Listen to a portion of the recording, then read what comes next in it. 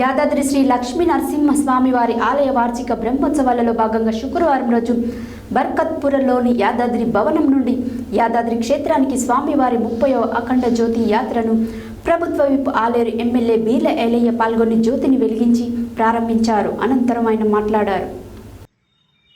యాదాద్రి శ్రీ లక్ష్మీ నరసింహస్వామి వారి ఆలయ వార్షిక బ్రహ్మోత్సవాలలో భాగంగా శుక్రవారం రోజు బర్కత్పూర్లోని యాదాద్రి భవన్ నుండి యాదాద్రి క్షేత్రానికి స్వామివారి 30వ అఖండ జ్యోతి యాత్రను ప్రభుత్వ విప్ ఆలేరు ఎమ్మెల్యే బీర్ల ఎల్లయ్య పాల్గొని జ్యోతిని వెలిగించి ప్రారంభించారు.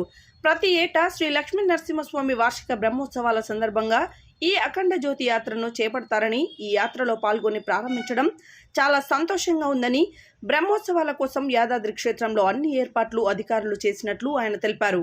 ఈ కార్యక్రమంలో దేవకే శర్మ, యాదగిరిగుట్ట దేవస్థానం ఈవో రామకృష్ణారావు, భాస్కర్ భరత్ గౌడ్, ముక్చర్ల మల్లేష్, రఘు, భక్తులు పాల్గొన్నారు.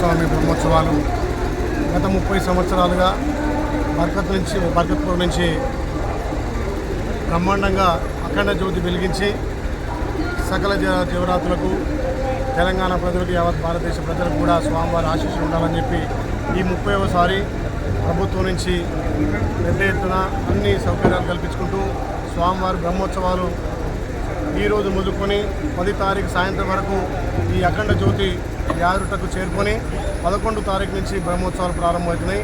దానికి ఆలయ యువ గారు, ఆలయ సిబ్బంది, పెద్దలందరూ కూడా ఎంతో అంగరంగ వైభవంగా, గతం కంటే కూడా అంగరంగ వైభవంగా చేస్తున్నందుకు వారికి ప్రత్యేకంగా ధన్యవాదాలు వేస్తూ, శ్రీ యాదగిరి లక్ష్మణస్వామి ఆశీస్సులతోటి ప్రాంతమంతా అభివృద్ధి చెంది నిరంతరాభివృద్ధిగా ప్రజలంతా కూడా సుఖ సంతోషంతో స్వామివారి ఆశీస్సులతోటి విరజల్లి ఈసారి బ్రహ్మోత్సవాలను అంగరంగంగా నిర్వహిస్తున్నందుకు మా సిబ్బంది కానీ, అక్కడ ఆలయ యువ గారు కానీ, పెద్దలకు అందరికీ కూడా ప్రత్యేకంగా ధన్యవాదాలు.